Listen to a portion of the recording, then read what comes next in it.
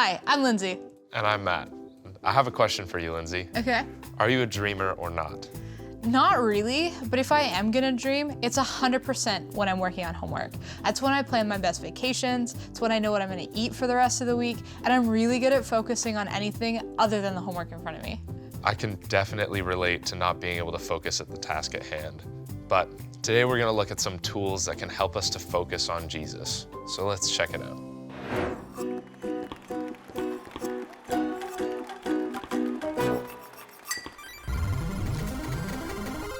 Today, our story is from the book of Mark. It's a story about an upstairs room, an evening meal, and a shocking revelation. It was the time of the Passover feast in Israel. This was when the people of Israel celebrated how God had rescued them from slavery and brought them out of Egypt hundreds of years earlier. Jesus had come to Jerusalem to celebrate the Passover.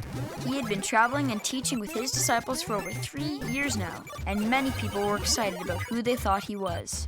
Just a week earlier, when Jesus entered Jerusalem, people lined the road waving palm branches and cheered for him because they believed he was the king who would rescue them from the Romans. But Jesus knew this wasn't the plan. God's plan was much bigger. One night, while he was eating dinner at a friend's house, a lady wanted to give Jesus a very special gift. She brought a jar of very expensive perfume and poured it over his head.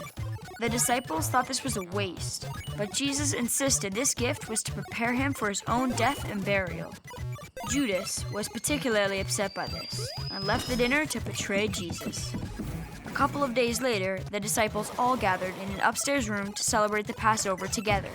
But as they started the meal, none of them could have imagined how that evening would end. And that leads to today's story from Mark 14, verse 12 to 26. I told my wife she drew her eyebrows too high. She seemed surprised. Hi, everybody. I'm Jared. It's great to see you again. Hey, let me ask you a question. Do you ever have to take out the garbage in your house? In my house, it's my job.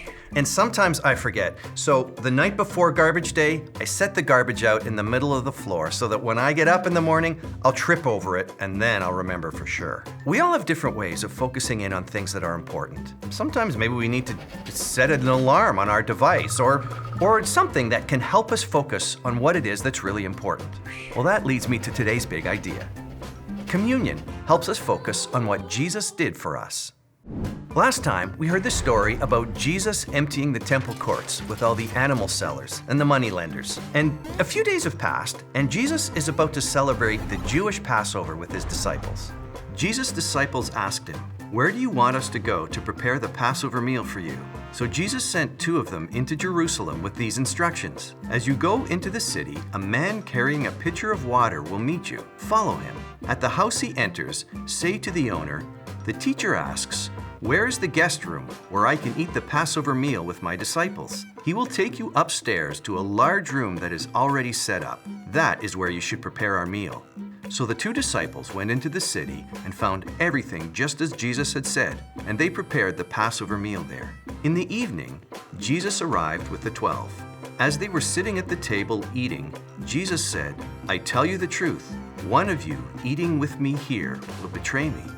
In other words, Jesus said that one of his disciples, one of his closest friends, was going to turn him over to the enemy.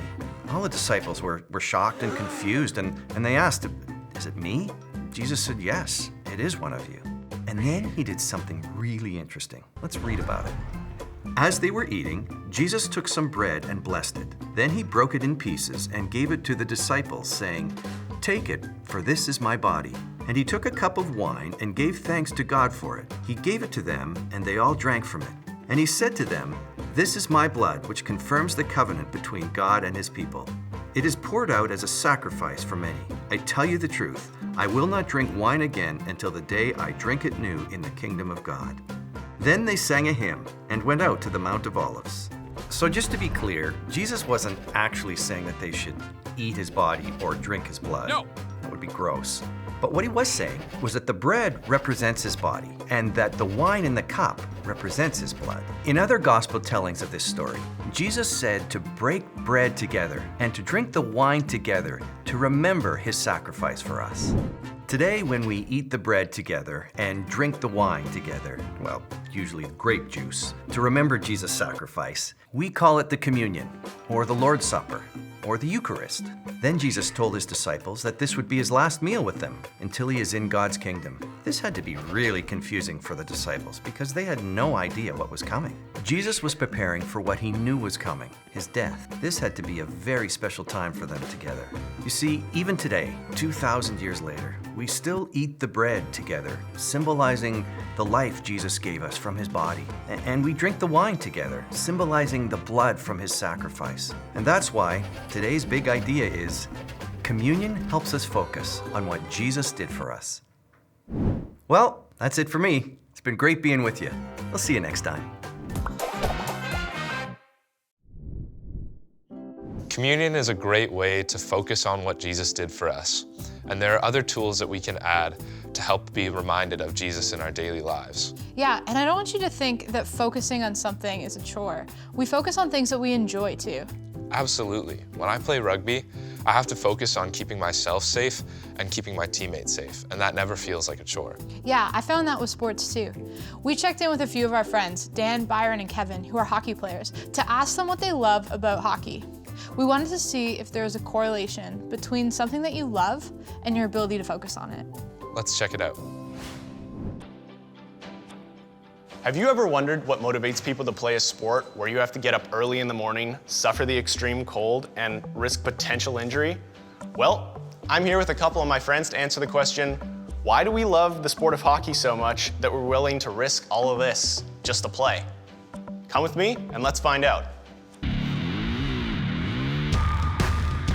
We love the game. We really enjoy it. We go out there early in the mornings and we just really enjoy it. It's our passion.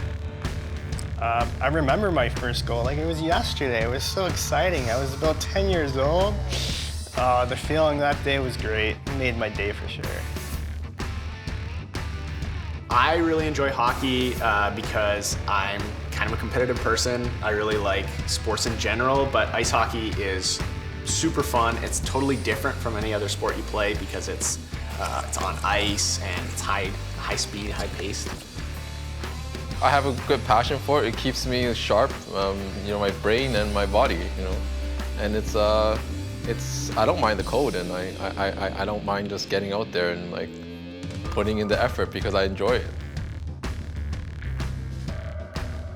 Hockey's a sport that sort of uses a whole bunch of different skills together, right? So skating is a big one. Like you need to know how to skate and you need to have speed, but you also need to have endurance. You need to be able to turn quickly, you need to be able to stop. These are all things you need to practice, and it takes time to learn those things.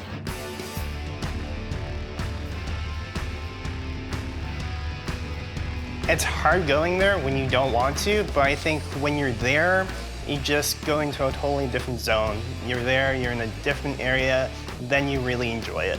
You can put everything else behind you. One of the great things about doing something that you really enjoy is that you can focus 100% on that, and you can kind of just tune out the other stuff that's going on, in your life. It's a great tool for just, being focused on something else for a little bit and not letting, those things weigh you down all the time. So I think Jesus, to me, is very similar to hockey because he's a great source of hope, and where hockey kind of distracts me from my problems and that I have to focus 100% on that, Jesus helps me draw my focus away from my problems by giving me hope about the future. And through prayer and through reading his word, my problems, they seem so much smaller than they were before. A lot like the way you bond and really grow in understanding with your hockey teammates, I think having a community of believers together who really grow and kind of understand the struggles different people are going through, you really kind of learn each other's strengths and weaknesses, and you can build off of that and really benefit from knowing those different things and build each other up. You know, some people like watching movies, some people may like reading, some people like drawing, or just like hanging out with friends. And then I think he enjoys us to enjoy ourselves, even if that happens to be hockey. Praying strengthens my relationship with Jesus, and just focusing on him really helps me feel connected with him. I think communion is a way that helps me focus on Jesus. It's sort of a perspective reset, because I think I live a lot of my life not really thinking about the sacrifice Jesus made all the time, you know? But when I take communion, it's a great opportunity for me to think back on that and think about the significance of that sacrifice and just be thankful for it and, you know, remember to continue living my life in a way that reflects that. So we just heard what Dan said. When you love something, you can focus on it. Yeah, and I love that in Dan's relationship with Jesus, he finds that Jesus draws his attention away from his problems and gives him hope for the future. Yeah, there are so many ways that we can remember Jesus, whether it's reading our Bibles, listening to music, or just looking around at creation. But let's remember that communion is a great way to remember Jesus because it directly connects us with the sacrifice that he made for us. Yeah, Jesus is awesome. Let's break up now into our small groups and see what this looks like in our own lives.